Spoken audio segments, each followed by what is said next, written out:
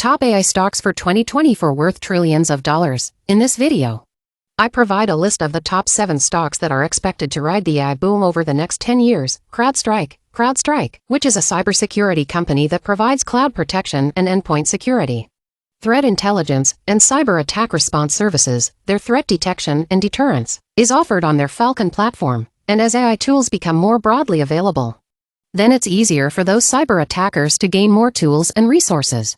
The demand and the need for companies like CrowdStrike, I think it's only going to grow over time, and I truly believe they're going to have a long runway of growth ahead of them. Over the past year, the stock has gone up over 167%, but over the past 3 years, it's up only 6.5%, and it hasn't even met up with its top price of $293, which it had back in 2021. So right there, we know that there's some upside.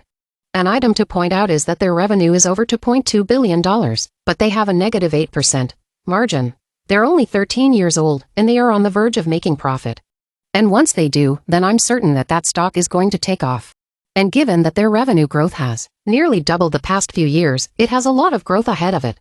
This is a company that I spoke about a few times last year, and it truly helped out my portfolio where I look at it as a long-term NVIDIA fit for me. The next company is one that everyone should have in your portfolio, and that's NVIDIA. They're known for their graphics cards, but their GPUs for AI servers is where they are truly the hottest ticket in town. So hot that it's estimated that they have a 90% share of all AI GPUs. But despite all their recent growth, analysts still speculate that there is a lot of growth ahead of them, and since there are only a few players in the hardware part of AI with such dominance, they stand to be at the top of AI for quite a while. It's hard to believe that they had a 228% growth last year, and it was at 277% over 3 years. And their P/E ratio is pretty high at 64. But with the AI growth happening right now, I don't think anyone knows what the true ceiling is. Even though I bought heavy into NVIDIA last year, I'm still investing quite a bit this year for the long term with cost value averaging. Now there happens to be a competitor to NVIDIA in the AI hardware space called Cerebras that has the industry shaken up because Cerebras is creating the largest supercomputer for AI called Condor Galaxy, which is created with a Cerebras proprietary wafer scale engine, which is 27 million computer cores with 41 terabytes of memory made from one large wafer. Now this is a company at the forefront of AI hardware. But unfortunately, they aren't listed on the stock exchange. UiPath, process automation. Their software can observe, map and optimize processes within a company. And the beauty of it all is that they can bolt on top of a company's existing legacy system. From there, it can provide near immediate results of automation with a relatively low cost. I personally consult with larger companies all the time, and robotic process automation is extremely hot right now because all companies are looking for a competitive advantage and ways to reduce their costs. The company had a great 1-year return, but the 3-year at negative 66% is horrible. And from looking at the P/E ratio, you can see that it is operating at a negative margin. Their IPO was April of 2021, and it peaked at $84, and it's trading at about 27% of that today. It has come down to near bottom levels, and this is another company that once the profits kick in, the stock price is quick to follow. I happen to put this one into my bucket of long-term investments, where I don't go all in, but I do keep investing in it whenever the stock takes a little bit of a dip. Arista Networks manufactures and sells hardware and software tools for data centers and cloud computing. Essentially, they create the tools specific for managing and routing the communication of networks and cloud computing. And as more companies build out or rely on AI cloud computing solutions, then Arista Networks is going to have a strong growth trajectory. As for performance, they did amazing last year with a 111% growth, and their 3-year was also stellar, but with the beta and the P/E ratio being relatively low, they're almost a value in the growth sector of AI. Is sort of my Cinderella within the group that not everyone is talking about. I happened to talk about a fair amount last year and I pounced on the stock, and they've been a stellar performer for me in the short term. The next company is my prior employer, Amazon, where they have a lot going for Amazon them with regards to the health sector, their ad revenue, Oz, and their large language models for companies to train their own AI. This is where the need for computers to leverage Amazon's AWS for cloud-based AI models will result in many years' worth of growth. Currently, Oz makes up about 0.13% of Amazon's revenue, but it accounts for 74% of the operating income. And on the retail side, Their ad revenue had over a 26% growth in 2023, and now that Amazon's going to be putting ads on their Prime shows, then I expect that their ad revenue is going to jump drastically this year.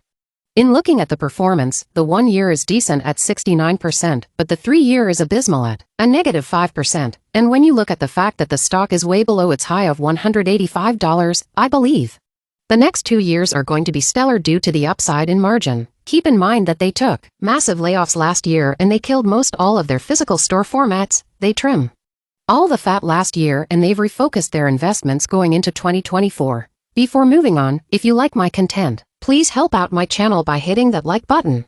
And better yet, it'd be great if you'd consider subscribing. Next, I'll follow that up with Palantir, which is a company that provides the most complex AI operating systems to tackle real-world high-stakes problems where their Foundry platform is a secure and scalable data fusion and analysis platform where it can take in structured and unstructured data to allow users to interact and analyze complex information on the fly.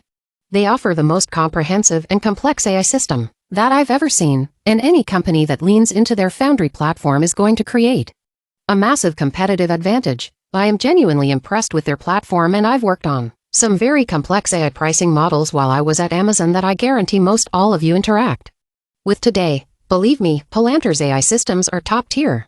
As for Palantir's performance, it was up 157% last year, but down quite a bit over the 3 years, despite their beta and P/E ratio being the highest of anyone on the list today. They're going to be a major player long-term with an AI. Several analysts downgraded them recently, and that's okay because it opened up a major buy opportunity for the rest of us. And this is another one of those companies that I'm not going to go all in, but I do keep investing on it regularly because I do think that they're going to be great over the long term where no other company really offers the same AI solutions that they do at the same level. And I'll follow that up with Microsoft. And it seems weird to be calling Microsoft out some of these huge companies to be at the top of the growth chart with AI, but many of them are creating the tools and the infrastructure for other companies to leverage their AI tools for consumption. And with Microsoft's Copilot launching just a month or so ago, it is for larger companies where it costs $30 per person per month. And that may seem excessively high, but if Copilot can help write documents, design a PowerPoint from a set of bullet points, or analyze Excel documents with the touch of a button or summarize Teams meeting notes with calls to action and follow-ups, it will easily provide several hours worth of productivity per person per week. And I've spoken to a few people that are using the AI Copilot, and they've referenced it to being on a drug. Now that they're on it, they can't imagine not having it. One article speculates that Microsoft plans for 20% adoption of Copilot by 2026, and it's going to bring in $10 billion a year. But what if that number jumps to 30 or 40%? I think it's impressive that Microsoft was able to completely change their model and infuse AI into their Office products, all within a 1-year time frame. They literally need to write a case study about how that all went down because I would love to know. And as for performance, they're up 64% in 1 year and up a total of 75% over the 3 years. And when you look at the low beta and P/E ratio in conjunction with the dividend, Microsoft is a value proposition right now. And as I mentioned earlier, I am going to show all those different companies on the screen and how I am prioritizing them within my investments. I appreciate you watching the video.